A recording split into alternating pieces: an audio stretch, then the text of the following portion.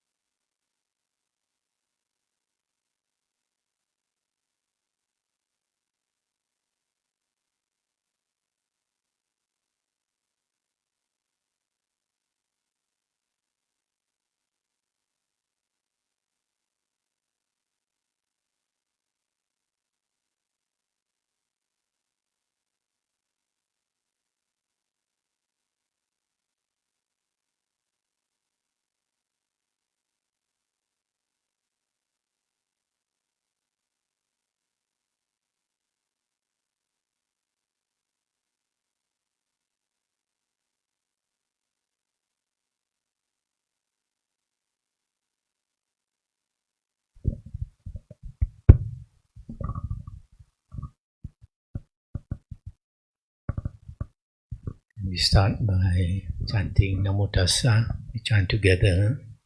Namo Tassa Bhagavato Arahato Samma Sambuddhassa. Namo Tassa Bhagavato Arahato Samma Sambuddhassa. Namo Tassa Bhagavato Arahato Samma Sambuddhassa. Good morning. Bhante Panyavangsa, brothers and sisters in the Dhamma.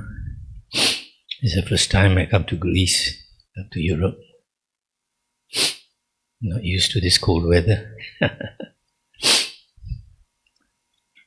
Since you don't know me, I think, so I just give you a short introduction.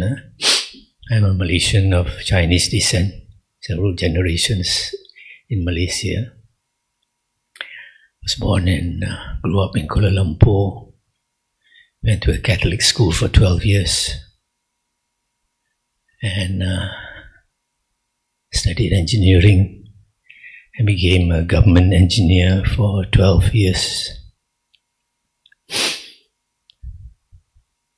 Then I went on a spiritual search and studied all the main religions until I came to Buddhism. After I came to Buddhism, I decided the best thing to do in life is to become a monk. So at the age of 35, I went to America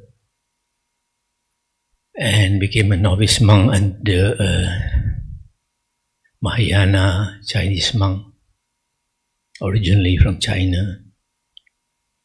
I stayed 3 years with him, and at the end of it, was totally disappointed because I found that he talked about great compassion, always talked about great compassion, and always hinting he had psychic powers. But I realized that he practically had no compassion. And I was totally disappointed with a lot of other things. Then I started to question Mahayana because I had been practicing Mahayana for 12 years, for 9 years, 6 years as a layman and 3 years as a novice monk. But when I came back to Malaysia, I wanted to go to Thailand. I didn't know where to go. I didn't know anything about Thai Buddhism. So I went to a Mahayana monk that I knew.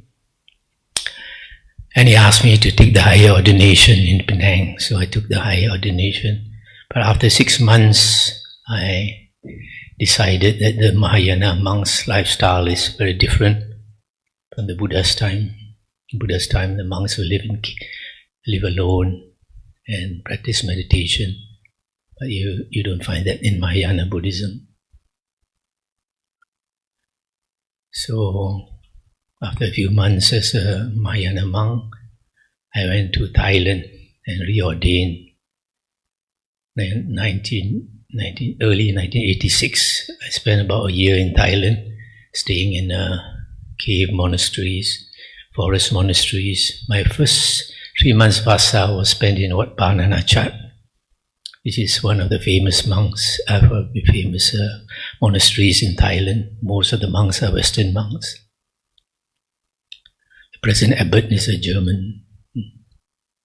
When I was there, the abbot was Achan Pasano, now the abbot of the Abhayagiri monastery in California. So after 1 year in Thailand, because of visa problem, I came back. Then I decided to try to live the lifestyle of a monk like the Buddha's time. I went around searching for caves. First cave I stayed was a very dark cave. 4 months I stayed there. After that I went to Penang, stayed in other caves, stayed up the hills. There was one cave where I stayed for 7 years. Then after about 10 years of living the solitary life, I went to Perth to see my sisters. I have 3 sisters in Perth. One is now a bhikkhuni in Ajahn Brahm's monastery, Nunnery. Then I came back, and not long after I started this present monastery when I'm in. And this monastery is a forest monastery, about 20 acres, and it's now 20 years old. So for about 30 years I've been doing some teaching, giving talks and writing books. And one of the things in my long spiritual journey, I realized that there's wrong teachings in Buddhism, different teachings from the original. And this is not only found in Mahayana, but also in Theravada. But in Mahayana it's worse, because almost all of the Mahayana sutras were created like 500 years after the Buddha's passing away. In Theravada, some of the wrong teachings are because of later books. In one sutta, I think Anguttara Nikaya, and also in the Vinaya books, the Buddha said that his true teaching will last 500 years. And after 500 years, the teaching will be polluted.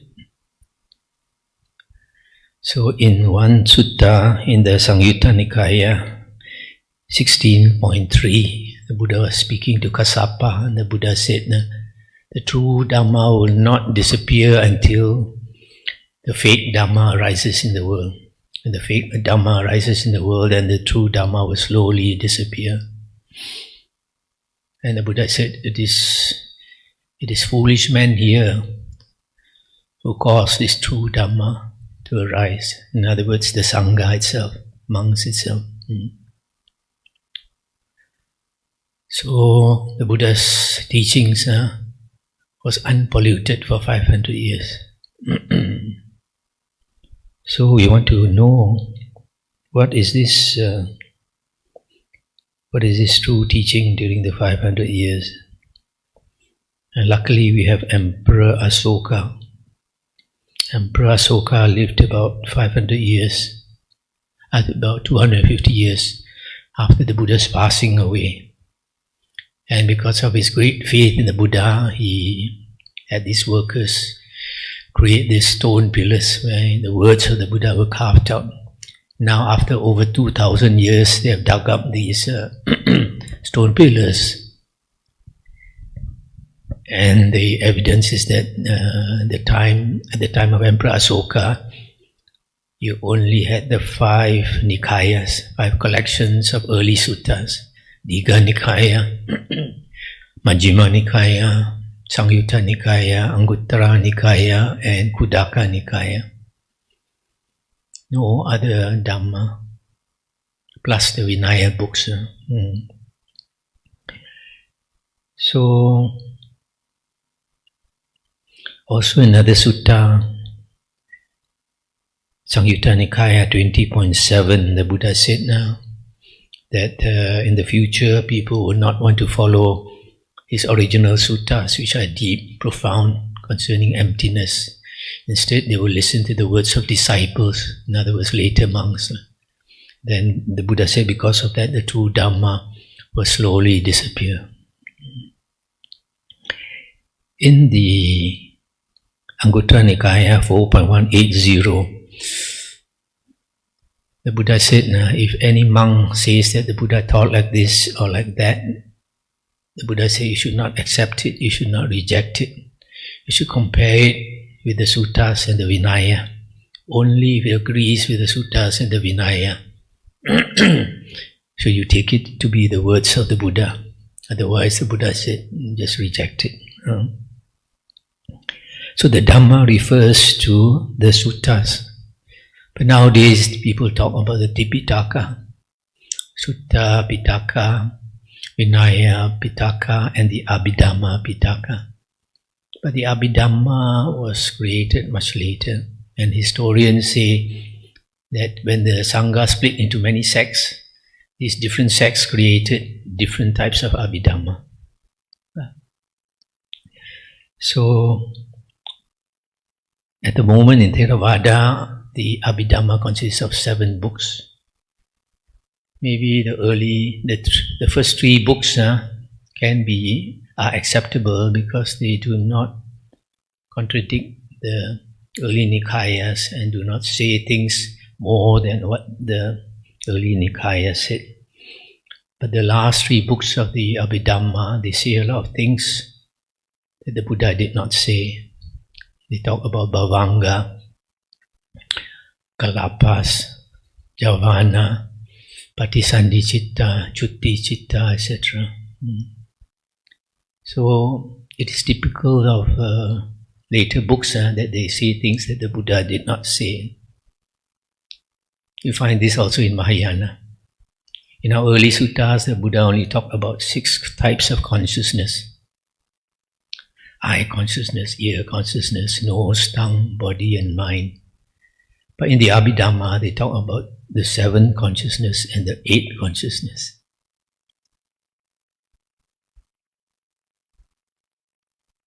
So, that is the problem.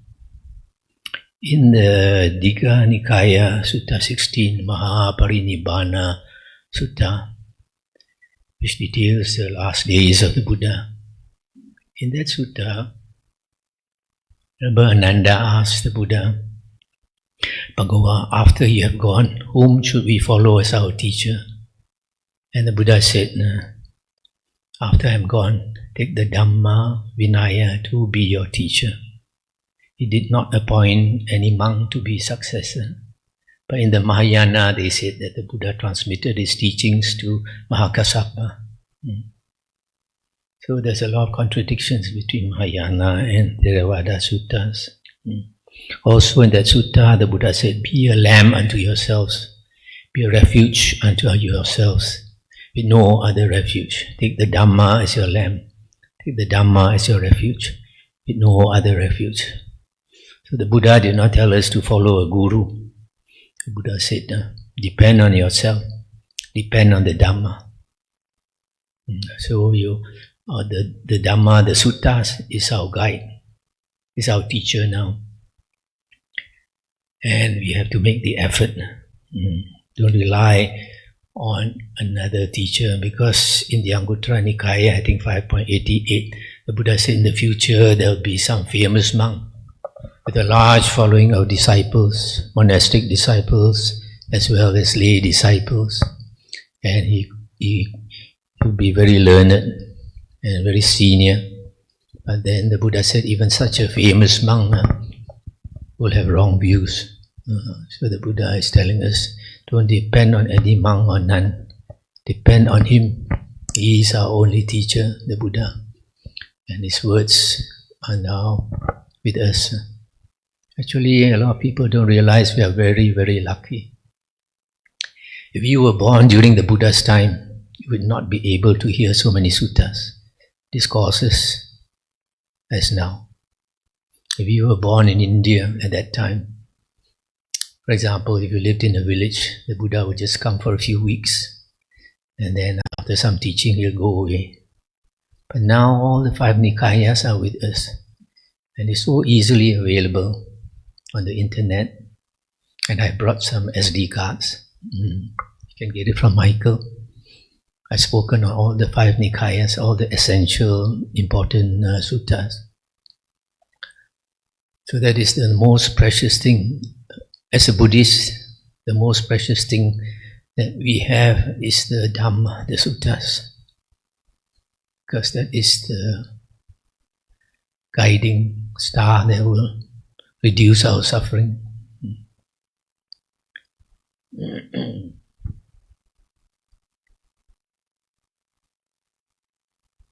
the Digha Nikaya, there's a Sutta 29, where the Buddha said that his teachings are perfect and complete. And the Buddha said, if you think you want to add to his words, you don't see his Dhamma. If you don't see his Dhamma, that means you don't have vision of the Dhamma Chakku. You don't have right view. Buddha also said, if you want to subtract from his words in the 5, when he says his words, that means in the 5 Nikayas. So you want to add or you want to subtract from his words in the 5 Nikayas, you don't see the Dhamma. In other words, the people who wrote the later books, they said more than what the Buddha said. They are not Aryans. They are what they are called Putujana, ordinary worldlings, still in samsara. So, our only teacher is the Buddha. I wasted 9 years in Mahayana. So because of that, I stress a lot on the true Dhamma. I stress a lot on the suttas. You don't want to waste your time like me. After many years, you realize that you're following the wrong teaching. Okay, this morning I'm supposed to talk on meditation.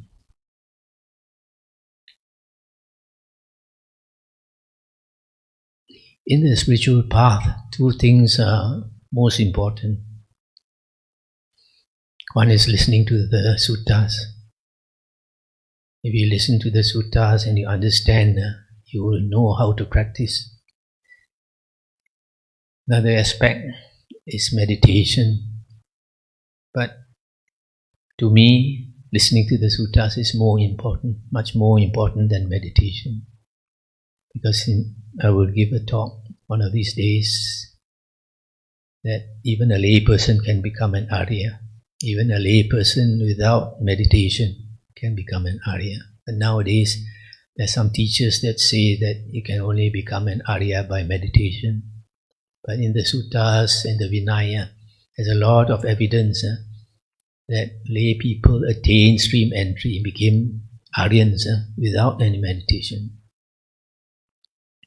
That's why you find that the Buddha called all his followers, whether monks or nuns or laymen or lay women, all are called savaka, listeners or hearers. We do not call them yogis. So, what is Buddhist meditation? In the Majjhima Nikaya, Sutta 108, Venerable Ananda was asked what type of meditation is praised by the Buddha. Then Venerable Ananda said the first jhana, second jhana, third jhana, fourth jhana. So from this sutta you find Buddhist meditation are the 4 jhanas. Because you find in other suttas, the Buddha said it's impossible to become an arahant, to be liberated without the 4 jhanas.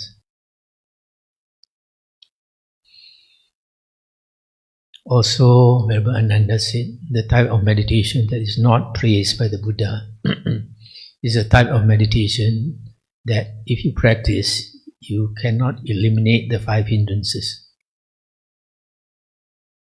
And there's another sutta, I forgot the number, in the Majjhima Nikaya,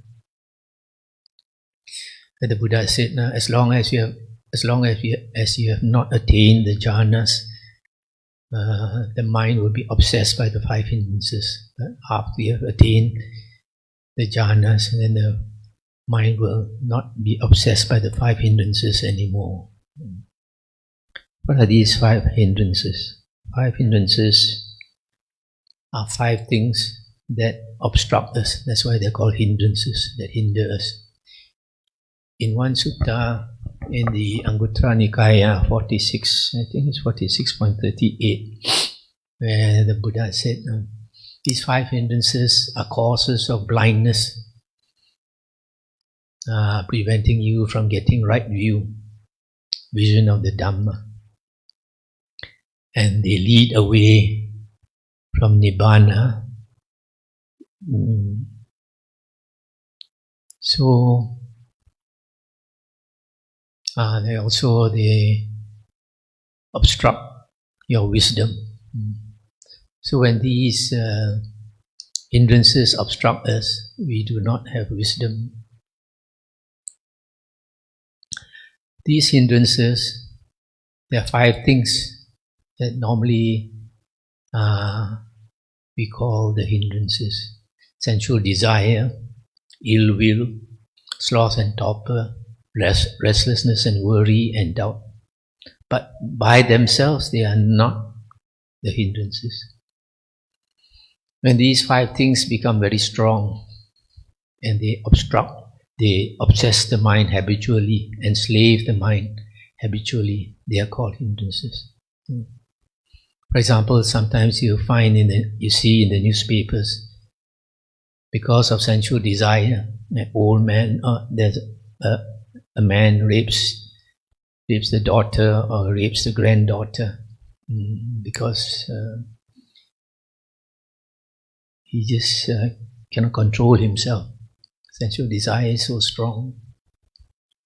Sometimes because of a small problem, two persons argue and fight and somebody gets killed.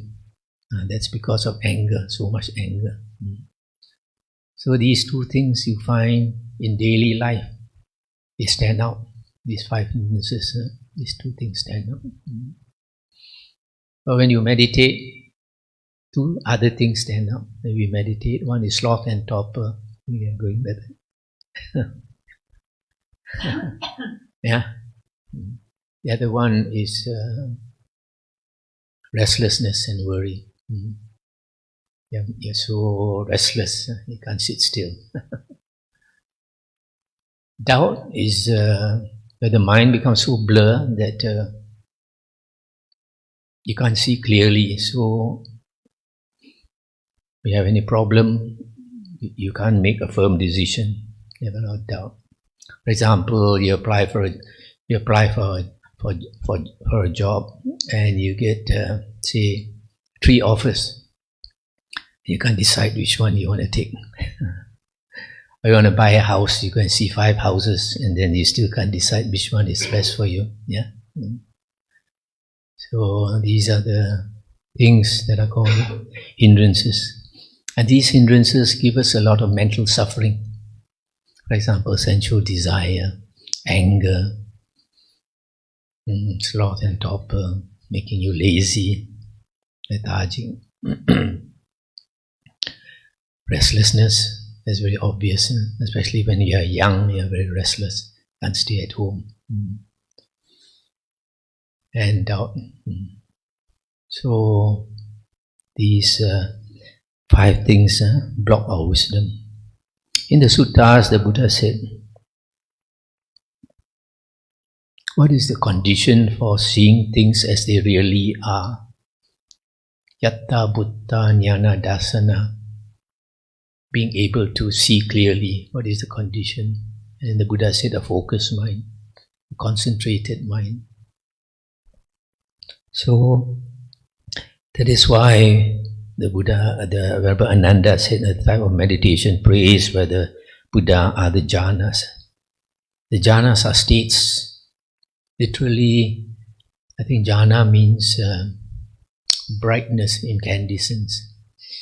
If your mind becomes focused, then it becomes bright. For most of us, or almost all of us, if you close your eyes, everything is dark, yeah? But for the Arahant, when he closes his eyes, even at night, it's as bright as day. So in the suttas, the Buddha said that basically our mind is bright. But because of extraneous defilements, so what happens is that we have 6 senses, and our attention is going out through the eyes, through the ears, nose, tongue, body and mind. Especially the mind, we keep thinking.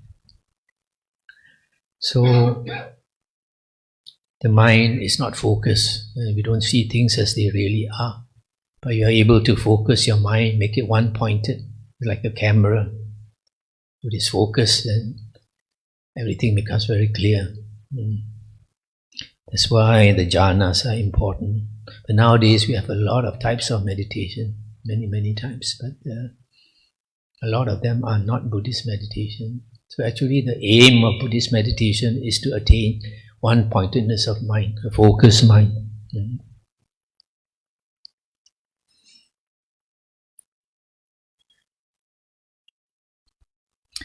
To make us understand the working of the mind, the Buddha gave a simile of 6 animals. The Buddha said a hunter caught 6 animals: an eagle, a monkey, a snake, a crocodile, a dog, a jackal. So he tied a rope around the neck of each of these animals. And these 6 ropes he tied into a knot and released the animals. What happens?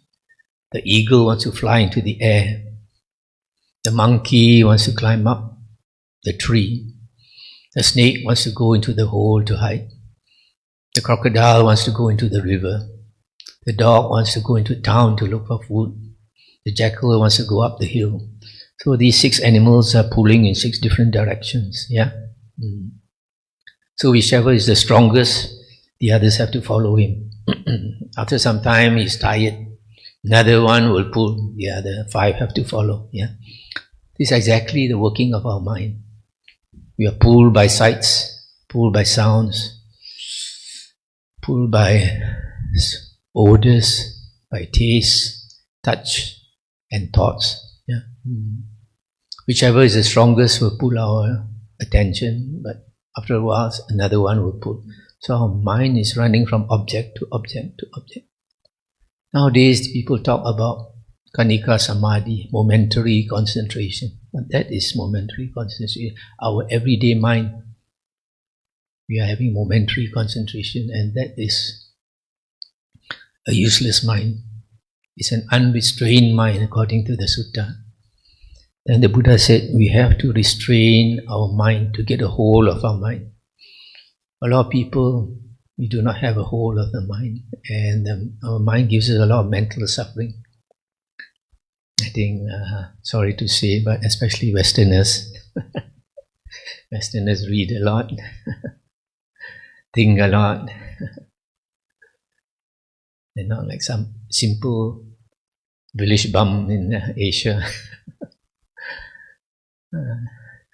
Simple country bum will not think so much, not read so much. Unpolluted mind. So the Buddha said to get a hold of our mind using back these 6 animals. The Buddha said these 6 ropes should not be released. These 6 ropes should be tied to a strong pole. Then whichever direction the animals fly or run or jump, they can only go round and round that pole until they are tired. And they will obediently sleep beside that pole. So what the Buddha is saying is that we should put our attention on the pole, which signifies one object only, instead of going out in the 6 different directions. And that is something the mind does not like to do. Yeah, we're used to going out We like to be entertained by sights, by sounds, etc. Yeah. So that's why meditation is very difficult, even for monastics, and it's practically it's almost impossible for lay people to attain the jhanas. That's why you find actually in the suttas, the Buddha never taught lay people to meditate. Not like nowadays. Nowadays, a lot of monks and nuns like to teach meditation. During the Buddha's days, monks and nuns will only teach the Dhamma to lay people. And also, if they ask, if they did not ask also, they will not be taught. Also, you find the suttas, the deeper suttas are not taught to lay people. The deeper suttas are only taught to monks and nuns. So, the type of meditation taught by the Buddha to achieve these jhanas actually are basically two. The first meditation the Buddha taught was the 32 parts of the body. Sometimes also called the meditation on the unattractiveness of the body or the foulness of the body.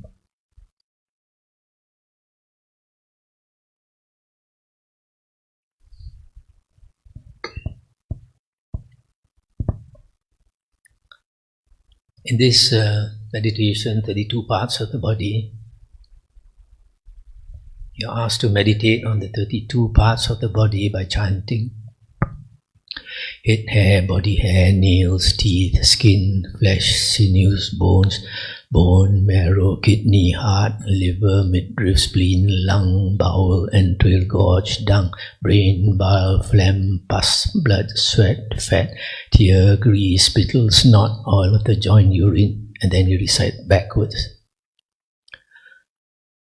This meditation, this chanting you can do slowly or fast. If you do slowly, you are supposed to contemplate one by one. And if you do that, you begin to see all the parts of a human body. And why do you want to do that?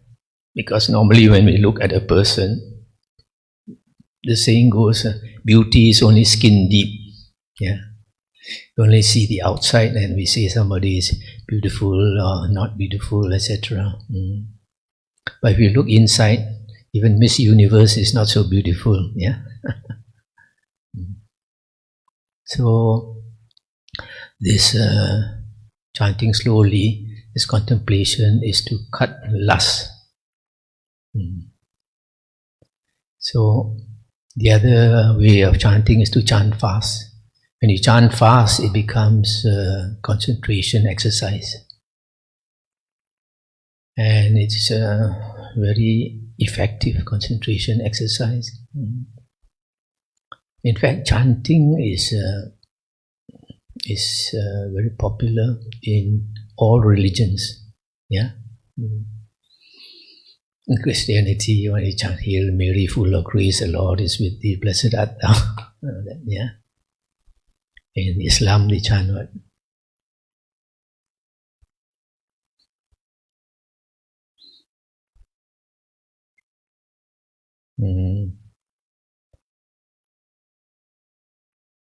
I forgot. Then in Hinduism, you have many mantras. So they use the beat and they keep moving the beat and they chant. It's useful to keep the mind in the here and now, because our mind is always running up, either to the past or to the future. Yeah? It's not in the here and now. So when you use the beat, when you move your finger, you're aware of your body. When you're aware of your body, your mind is here. Every time our mind runs away, we forgot you are sitting here in meditation. Yeah. The moment you're aware of your body, the mind comes back. So the movement is important, and the chanting is to also keep you in the here and now. But if you chant a very short one, for example, Om, Om, Om, it's easy for the mind to run away. In Mahayana, they chant one, Namo Amitofo, Namo Amitofo, and all that. The mind still runs away. But if you have a long chant, it's not so easy for the mind to run away. So it's a very practical method. That's why I believe the Buddha, probably because when the Buddha wanted to teach meditation, he would have looked into the past, what the previous Buddhas taught. And maybe most of the previous Buddhas taught this method. So the Buddha taught this method because we find that the suttas, the Buddha told his disciples, if people ask what type of meditation did the Bhagava practice, the Buddha said, you tell them the Buddha practiced anapanasati, mindfulness of the breath. The Buddha said before enlightenment he practiced anapanasati. After enlightenment he also practiced anapanasati. So the Buddha's meditation is anapanasati. Unfortunately, within the last few years we find there's a monk, a fairly well-known monk, he said the Buddha's meditation is vipassana. They said the jhanas are external sect. It's external sect meditation. That is just the opposite of what the Buddha said. In the suttas, vipassana is not meditation. It is what you do outside of meditation. Vipassana is translated as contemplation in Chinese. And I think that's a apt word, correct word. Contemplation of the four objects of sati, the body, feelings, mind, and Dhamma. Contemplation of your mind states, whether your mind are having wholesome states or unwholesome states, so that you can improve your character. So, Asubha, this 32 parts of the body is one of the meditations practiced by the Buddha taught. The second important meditation the Buddha taught is what he practiced himself, that is anapanasati. Anapanasati is contemplation of the breath, being aware of your breath all the time. And to do this, you need to use satipatthana. A lot of monks, they don't differentiate very much between sati and satipatthana. If you study the satipatthana suttas in the Samyutta Nikaya, you find there's a lot of difference. Sati is just being aware of the four objects of sati, the body, feelings, mind, and Dhamma. But satipatthana is a bit different. Satipatthana, I like to translate as intense state of mindfulness. In one of the suttas, the Buddha said that anapanasati, the practice of anapanasati, if you practice anapanasati correctly, you are practicing satipatthana. And the Buddha said that anapanasati, in the practice of anapanasati, you have to have unremitting mindfulness.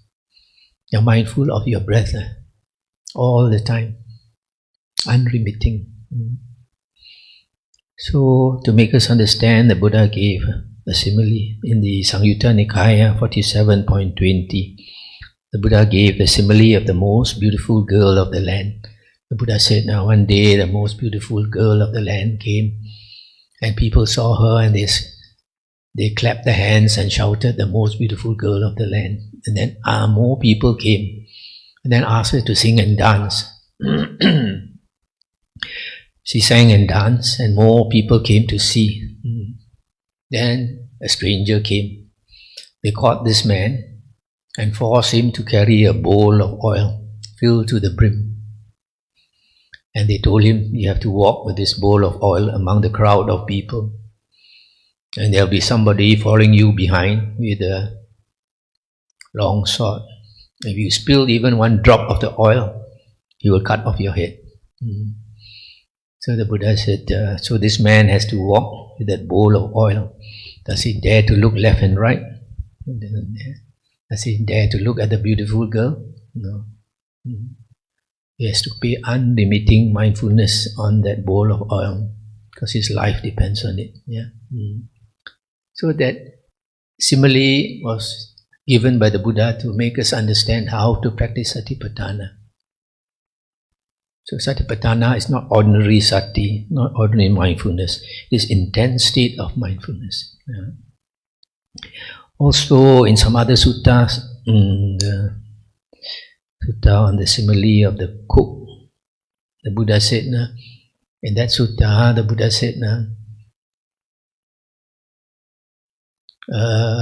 foolish, incompetent, unskillful monk practices Satipatthana and does not attain samadhi, does not attain concentration, does not get rid of the 5 hindrances, does not attain pleasant abidings here and now. In other words, if a person practices Satipatthana in the wrong way, he will not end up with jhana. But if he practices Satipatthana correctly, the Buddha said that wise, competent, skillful monk practices Satipatthana and attains samadhi. So, to attain the jhanas, we use Satipatthana, intense state of mindfulness. In the sutta about Anuruddha, Anuruddha is one of the Buddha's disciples with great psychic powers. All the types of psychic powers he had. And one day some monks asked him, Bhante, what did you practice to attain such great psychic powers? And he said he practiced Satipatthana. So Satipatthana is the way to attain the jhanas. But nowadays there are monks and nuns teaching Satipatthana, and they say they don't want jhana. So unless we are aware of the Buddha's words in the suttas, he can be misled without knowing.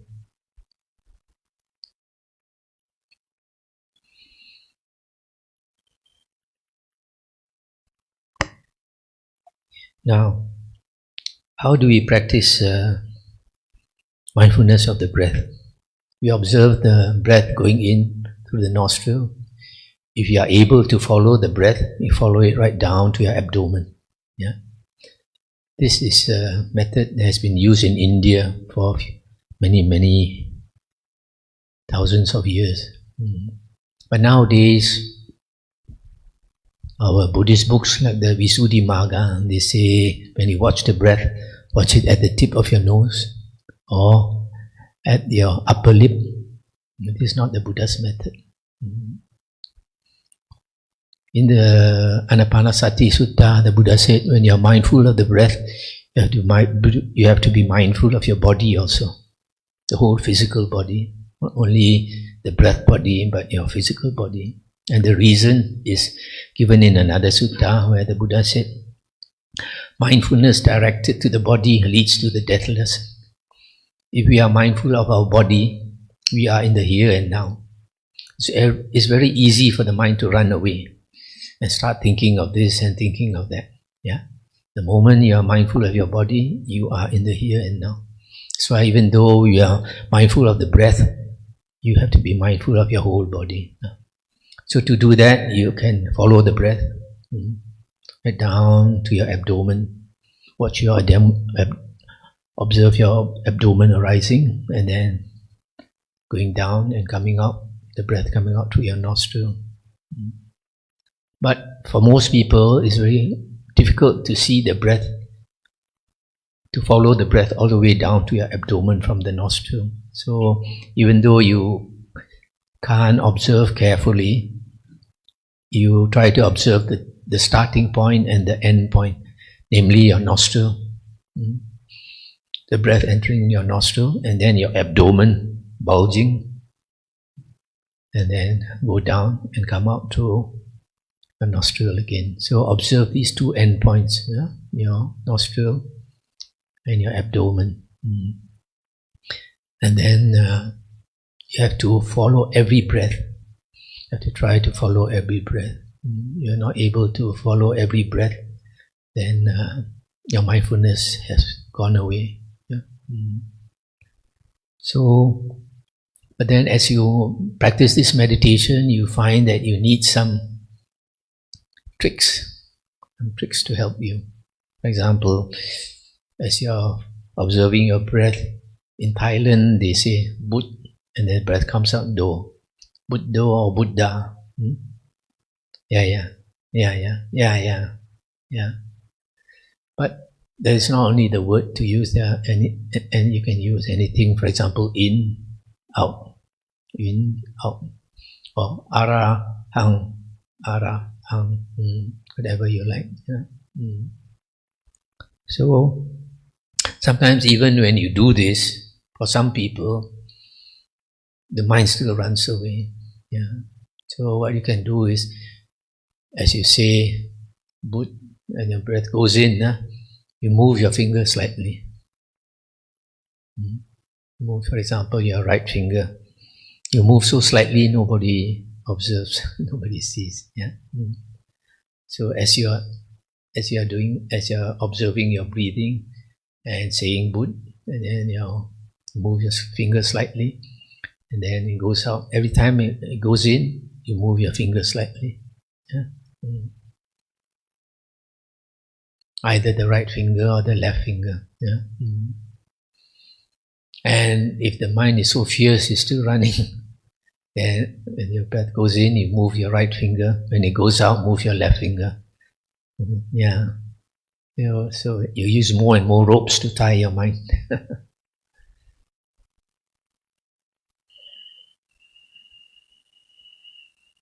The other thing is your posture. You have to keep your body straight, your spine straight. For a lot of people, when you sit, your two knees come up. So you have to sit high, then the knees will go down. That's why you find the people practicing Zen, they use a zafu, which is quite high. When you sit high, your two knees will naturally touch the ground. So, the attainment of arahanthood, attainment of liberation, and arahant is called a kinasava. Kinasava is one who has destroyed the asavas. So you want to know what's the meaning of asavas. Asavas, in the suttas, some monks translate as what? The word actually means flow. So sometimes people translate as defilements. What's another word they use, Manti? I forgot what's the word Bhante Bhikkhu Bodhi uses. But to me it's an uncontrolled flow, basically of consciousness. Because consciousness creates the world. The world we think is out there, and we are inside this body. That's because we are deceived by the mind. In one of the suttas, the Buddha said, we have been deceived by the mind for a long, long time. We believe our six senses, but the world is not actually what we perceive it to be. For example, you see the world out there, you see it's very obvious the world is out there. But if you examine carefully, what happens is that light comes into your eyes, it hits your retina, hits your retina, and then consciousness arises. Consciousness arises and you see the world, Where is the world? In consciousness. And where is consciousness? Inside here. It's not out there. So what you're seeing is inside here. So same with sounds. And this is what quantum physics is now coming to. Yeah. Now you find in the internet talks about consciousness, yeah, quite interesting. There's one doctor from America, a psychiatrist in our monastery now. 2 years ago he came and he told me that he became very interested in Buddhism after listening to the discourses of the Buddha. And he said he was astounded that what they have discovered in psychiatry the last 100 years has been spoken of by the Buddha 2000 of years ago. For example, not so long ago, Professor Stephen Hawking, he said, time has no beginning, time has no end. The Buddha is the only religious man who said this. No other religion says that time has no beginning, time has no end. The Buddha also said space is boundless, and that's what Professor Hawkins also said. One other thing the Buddha said that science have not discovered, the Buddha said consciousness can be developed until it is boundless. So that's why now slowly Buddhism is becoming popular. But you have to be very careful if you come into Buddhism. Go only to the suttas, only the original words of the Buddha. Because Buddhism now is very corrupted, polluted. Okay, so in meditation, we use two things. It's called vitakka and vichara. We watch the breath. After watching the breath for a while, the mind runs away. Yeah. Then you pull it back to your breath. That is called vitakka, thought directed. And then after pulling it back to your breath, you sustain it on your breath. That is called vichara, thought sustained. Just use these two things. Every time it runs away, pull it back and stay with the breath. So vitakka and vichara. And if your karma is good, the conditions are right, you are able to stay with your breath. And if you keep doing that, and you stay longer and longer, so slowly the mind will become one-pointed. That is called ekagata. When the mind starts to become one-pointed, two other factors arise together with that ekagata, which is piti and sukha, delight and bliss. Your mind starts to come together and you feel a bliss rising. Yeah. So if you are able to stay longer and longer with the breath, these three things, one-pointedness of mind, delight and bliss, become stronger and stronger.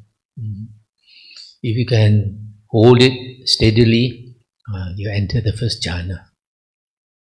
It's the state of the first jhana. But these perceptions of delight and bliss are subtle feelings. But later books they talk about these being a rapture, very strong feelings. That is only in later books. It's because delight and bliss are subtle feelings that they are under control. In the suttas, the Buddha said, you cannot be overwhelmed by this delight and bliss. It's because your ekagata is strong, your one-pointedness, your concentration, the mind is strong. So these blissful states cannot, you cannot be attached to them because your mind is the master. So, but in that state of the first jhana, you still can have some thinking. But this thinking, the Buddha calls only wholesome, skillful thoughts. In other words, only connected with your meditation. For example, when you attain that state, you're so happy, and then a thought arises, must remember the steps I took to arrive at this stage so that I can repeat it. Yeah, It's not like you're thinking of your home or your office or something. But in the state of the second jhana, the mind becomes much stronger. So strong that you are fully aware, but thoughts cannot arise. Thoughts cannot arise. Maybe something like somebody in coma. He can hear people talking, the doctor getting excited, and the nurses and all that. He cannot speak. He wants to speak, cannot speak. Yeah. So, in this second jhana, the mind is so strong that you realize there's nothing stronger in the whole world than the mind. That's why in Hinduism they say when you attain such states, you have tapped into the energy of the world systems. So this, to them they say it's like the energy going into you. Now it's more like you become part of the universe and you just feel the whole. Okay, so just stop here and let you ask questions.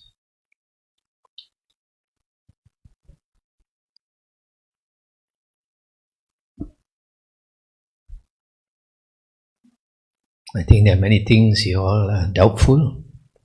You should ask.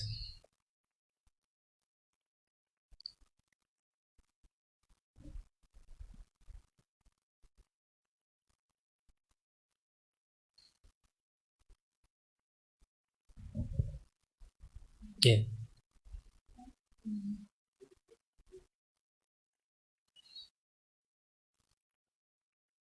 You want to have the mic?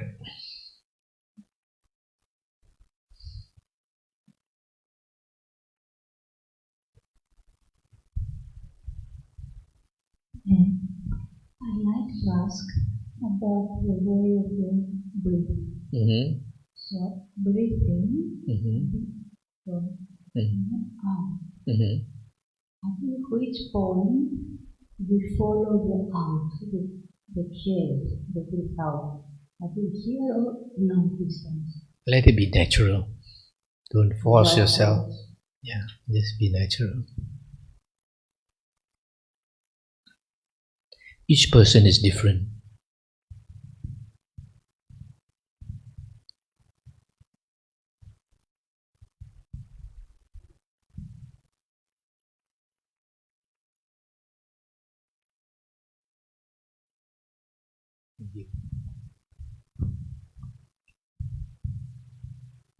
My little experience of felt that there is a fear, a feeling of fear arises when I abstain focused. My mind doesn't like staying focused, just creates a sense of fear of losing myself. I guess that's part of it.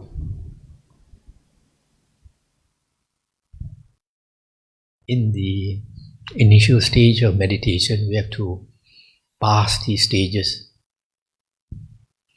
There's some people, as you say, the fear arises, but for different reason. They think some spirit may come or something, and you have to keep sitting and overcome that stage. Later, you find sometimes the mind plays tricks on you. For example, one old monk told me when he started meditation, after a while he saw a lotus flower blooming. And the lotus flower became open bigger and bigger, and he saw a baby inside. And he looked at the baby, and when he looked closer, he found the face of the baby was himself. So the mind plays tricks. For me, initially when I meditated, after some time I find the upper half of my body was turning the opposite direction. So it seemed very real. And I thought, how can it be? And slowly when I opened my eyes, it's just a mind playing tricks. And some people, after a while, they find their body is becoming bigger and bigger like a giant. So all this is just the mind playing, because we have to, as we meditate, we start to activate various parts of our mind. And sometimes memories from the past come back. There's an old lady who told me that when she meditated, after some time, she feels as though somebody is strangling her. She can't breathe. She asked me why. I said, it's possible that in a previous life you might have drowned or somebody strangled you to death. So you have forgotten about it. But as we meditate, it's like a glass of water with some mud in it. After a long time, the mud has settled to the bottom. Now as you meditate, you shake that water, the mud starts to arise. Yeah? So things from the past. So some people with traumatic experiences, it's difficult to meditate. May not be advisable for some people to meditate.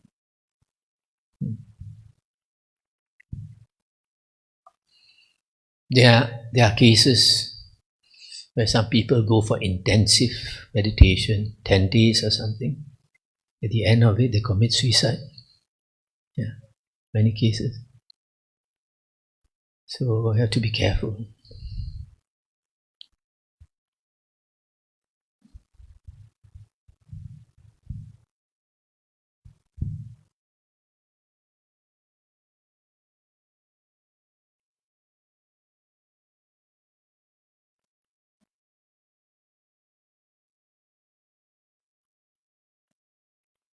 The other thing, sometimes in meditation, you concentrate too hard and then you get a headache. Yeah. You get a headache, then you should stop. I have two monk friends. They meditated under a well-known teacher and they practiced too hard because they were told that if they strive, within 6 months they can become an Arya, become a Sotapanna. So they practiced so hard that they had this pain in the head. They went to see the teacher. The teacher said, just ignore it, continue to practice. They continued and became worse. Went to see the teacher. The teacher said, you must make the effort, even if you die, it's worth it. So one of them meditated so hard until he had an implosion inside. And after that, he could not meditate anymore. But luckily, he didn't disrobe.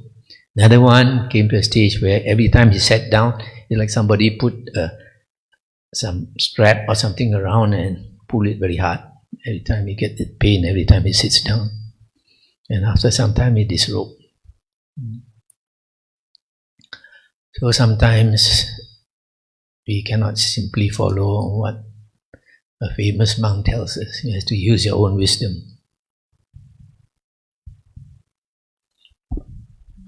10 days ago, a lady here, she told me that at the moment of meditation, sati in the breathing, without and sati in the body, he saw always flowers in gardens and colors of flowers. And she asked me, is it something nice? I said, I have no idea. So what about when somebody of us, the moment of meditation, see colors or flowers or rainbows? What do we must do this time? To stop? Or? In China, the Zen school, in China they call it Chan Chong. In Japan they call Zen, but in China they call Chan. There is a saying, if you start to learn meditation, they tell you one of the first things you should know is, they say, more lie, more chan, 4 lie, 4 chan. If Mara, Satan comes, you cut him off. If the Buddha comes, you cut him off. What they mean is, if you sit in meditation and you start to see things, or you start to hear things, just ignore it, just cut it off. If you believe these things that you see or you hear, you may have a breakdown later.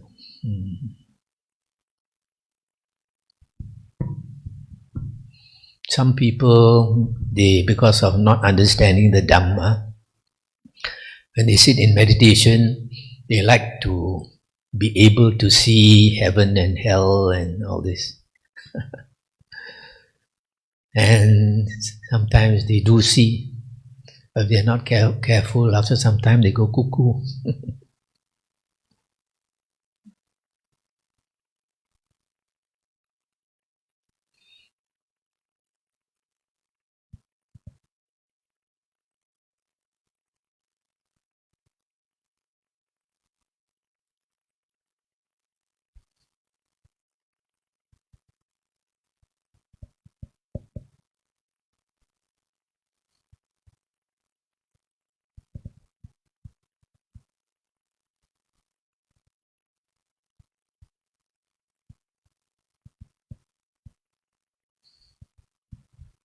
You can ask anything, even not concerning meditation.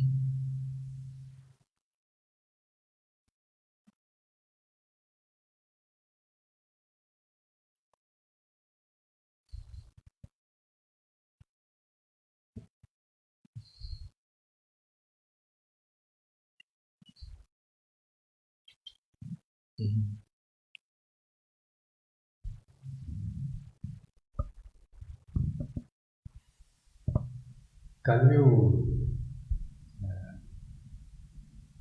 concentrate on breath?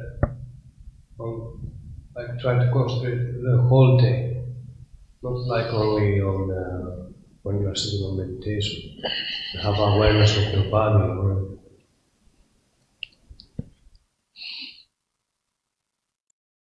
This intense practice is not for a lay person. Even for a monk, it's difficult, unless he stays alone. So, I would advise lay people to only meditate once a day, early morning when you get up. The best time for meditation is 2 hours before dawn and 2 hours before dusk. 2 hours before the sun rises and 2 hours before the sun sets. That's when your body calms down.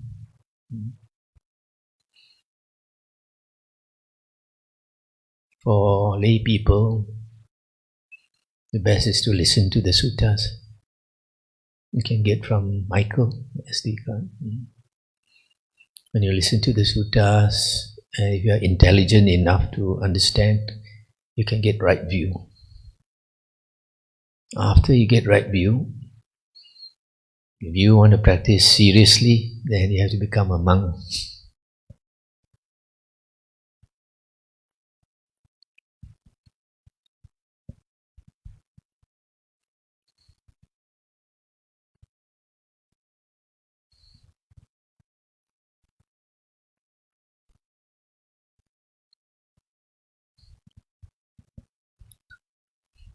Even, for example, the asubha, the 32 parts of the body, is not recommended for lay people. Why? If you practice well, then your spouse may not be happy.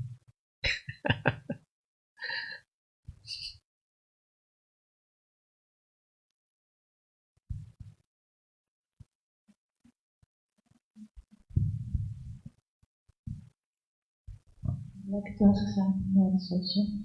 Before you told us about the speed. The what? The velocity, the speed of recitation. Mm-hmm. Can you analyze a little bit more when we have to recite a sutta or a mantra, something very fast? No, I'm talking about reciting the 32 parts of the body. Yes, yes. Not the suttas. No. Suttas you listen. You don't have to recite. During the Buddha's time, you had to recite because there were no books, no SD cards, no CDs. We have the sutta of the Buddha. We have the original sutta. And we have it also in our language. And what? I will translate it in our language. Okay. We can contemplate over the sutta again and again, every day. To recite or... No need to recite. Just listen. There are something like 10,000 suttas. If I don't have, if I don't have abandoned somebody, you decide for me how I can hear. We have the SD If I card. am alone with the sutta, with the book. Oh, you can listen to the suttas and follow it in the book. Yeah. But the more suttas you listen, the more you understand. There are some monks who concentrate on one or two suttas or few suttas and they dissect every word, try to understand clearly. But you see, each sutta explains the truth from different angle. So you have to see it from more angles.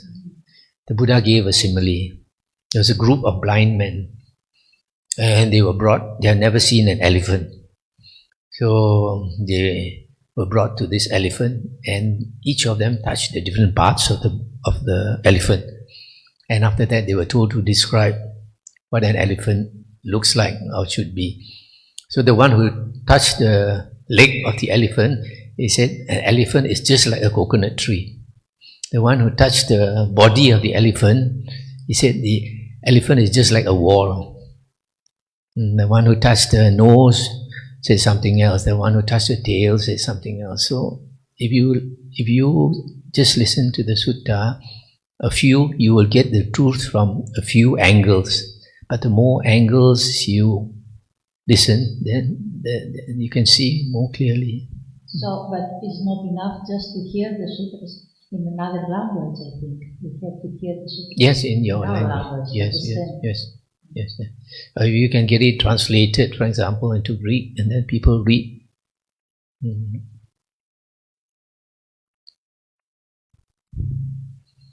There is a lady, devotee of mine, she listens to my suttas and she transcribes it into English. What I say, all the words that I say, she writes it out. She says, I told her no need to do that. She says she can understand better when she does that. So if you have the interest to write everything I say, because when I read the suttas, then I give an explanation. If you write the explanation down for people, then people, they read, then they understand better. Some people have told me that when they tried to study the Nikayas by themselves, they found it very hard to understand. But when they listened to my suttas, they said it was easy for them to understand. The reason is because I read the suttas and I explain using different suttas to compare. Then it's easier to understand.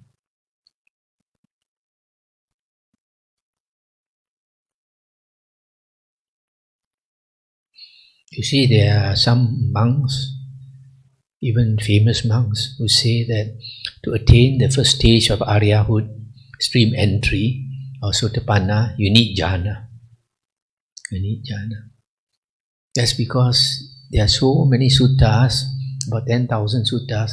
There's only one sutta that says very clearly, you don't need jhana. Yeah? So, they have missed out this sutta, they didn't notice this sutta.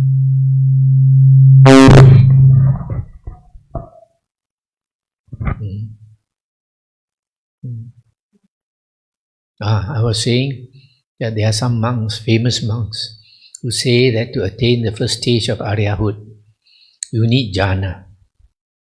But I was saying that in the 10,000 suttas, there's only one sutta that says you don't need jhana.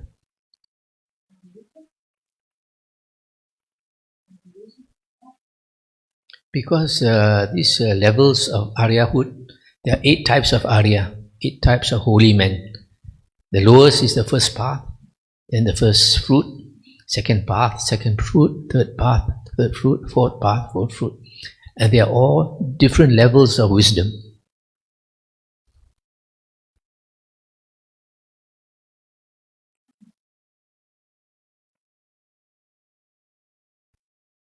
So for the lowest stage of Aryahood, the wisdom level is not that high, so you don't need.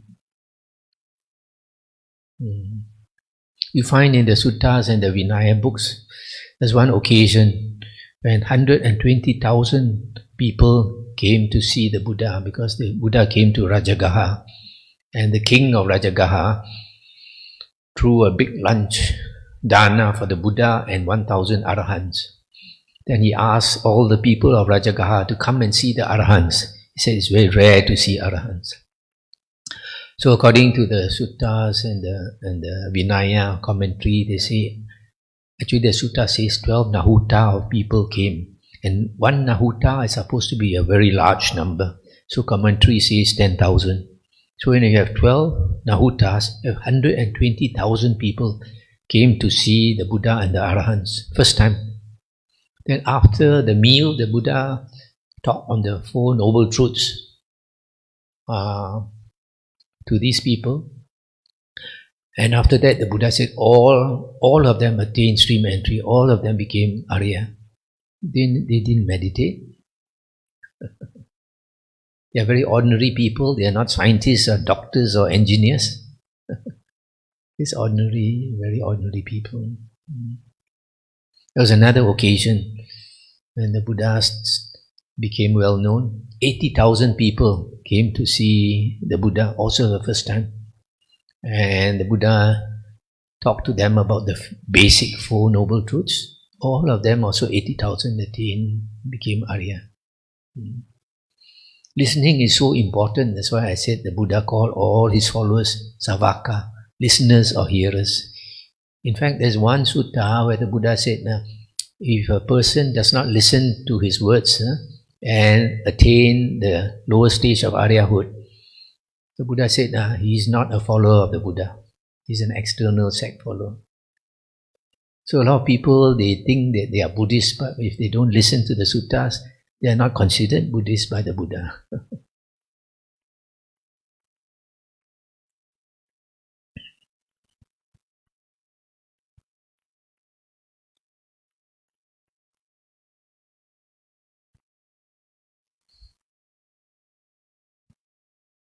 And listening to the suttas once is not enough. If you find either you listen to the sutta or you study the books, the Nikaya, first time when you listen to the sutta, you catch certain points, certain important points. The second time you listen, you find you catch more important points that you missed out earlier. And then you'll be surprised, how come I didn't notice this? Third time you listen, you find still some more gems that you have unearthed.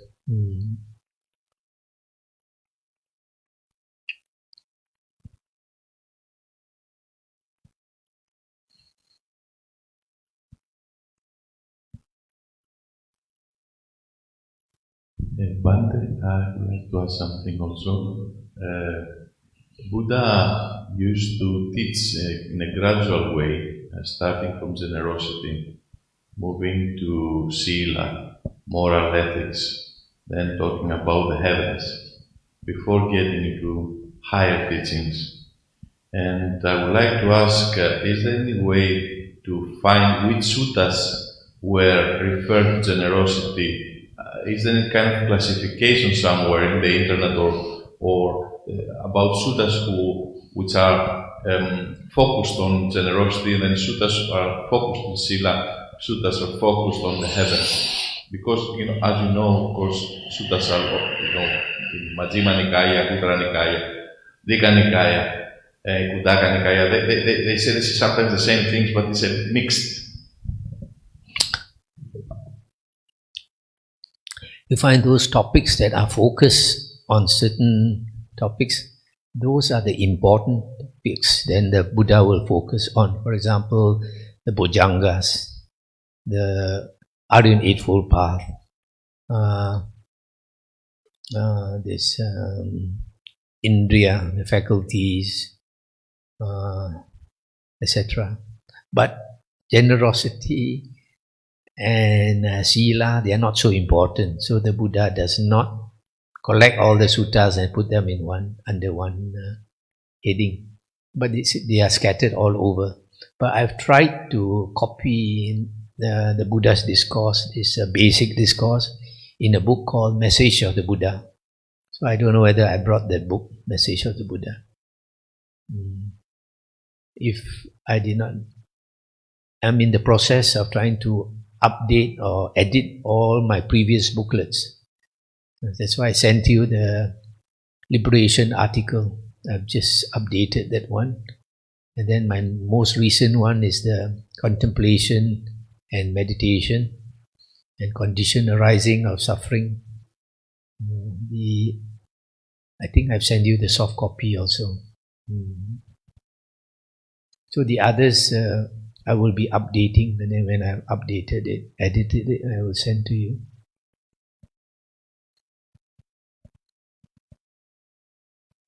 I think it's in our website, this message of the Buddha.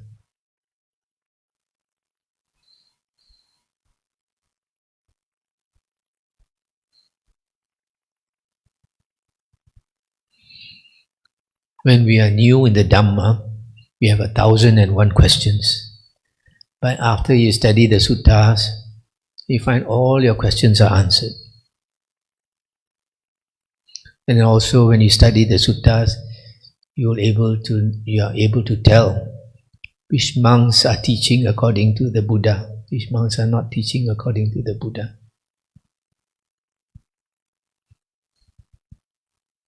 Also, is it possible to tell us a little bit about the Ashoka Edicts? How is proved that, more or less, that the Pali Canon contains the original teachings? If you can elaborate on that a little bit. Oh, this Ashoka, we know that he lived about 250 years after the Buddha's passing away. And we know from the Vinaya books and from the Sutta that the Buddha said his true Dhamma will last 500 years. And then he said a time will come when the fake Dhamma will arise due to later monks. So when he said 500 years, it's about 0 AD, yeah, 0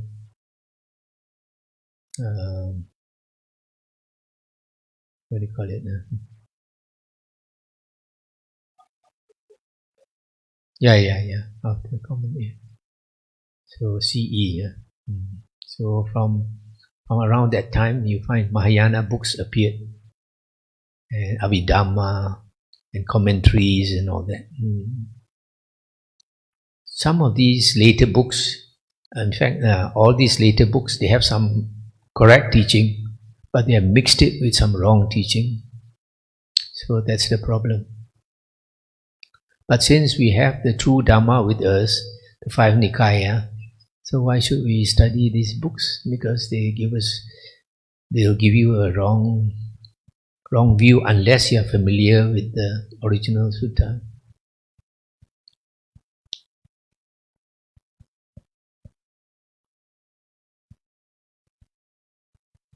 So we know that Emperor Ashoka lived about 250 years after the Buddha's passing away, and we know that these stone pillars were constructed by Emperor Ashoka, so there's no doubt.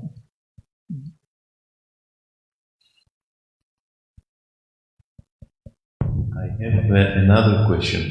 Those suttas, there are thousands of pages, the Nikayas, and we know that they were transferred orally until 1st century before Common Era,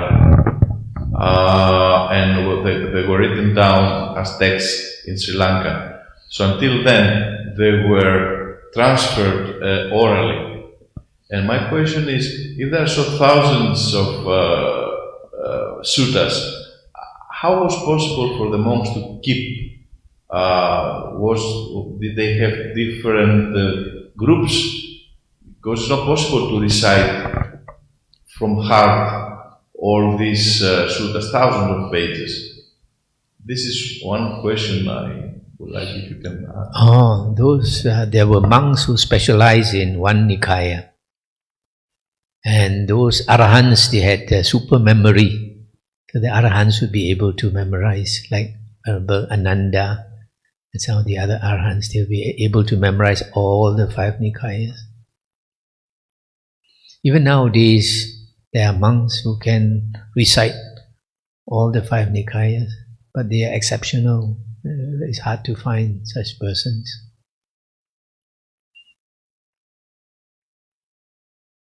And Kundaka Nikaya, part of it contains the original teachings as far as I... Yes.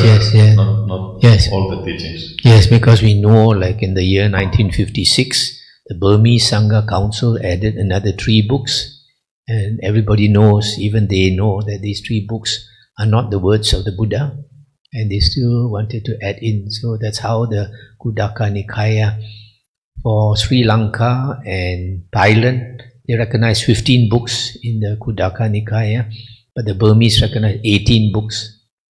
And out of these 18 books, we find only 6 are conform to the early 4 Nikayas. So we can only accept these 6 books: the Dhammapada, the Udana, Itivuttaka, Sutta Nipata, Theravada, Theravada. Only 6 books are reliable. And my last question, I read somewhere about Tantra in Theravada. There are some practitioners of Tantra within the Theravada tradition somewhere. Have you ever heard about this? No. Well, it's not written down like in Tibetan Buddhism. So if they practice it, it's like a secret practice. It's like our Vinaya is very clear what a monk can do, what a monk or a nun can do, what a monk or a nun cannot do. So if they practice what is outside the Vinaya, it's not allowed.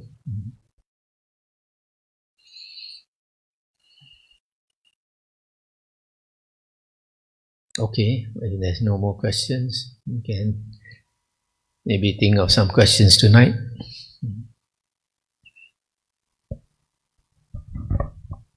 When we listen to the Dhamma, it is possible that Devas and the Devis will come and listen. So we invite them to rejoice with us. You repeat after me. Itavata Champehi Sambatang Punya Sampadang Sabe Deva Sabe Buddha Sabe Satta Anumodantu Sabha Sampati Siddhya Sadhu Sadhu Sadhu. If you have a place like this, we also need the help of the Devas and the Devis to protect us, keep this place safe.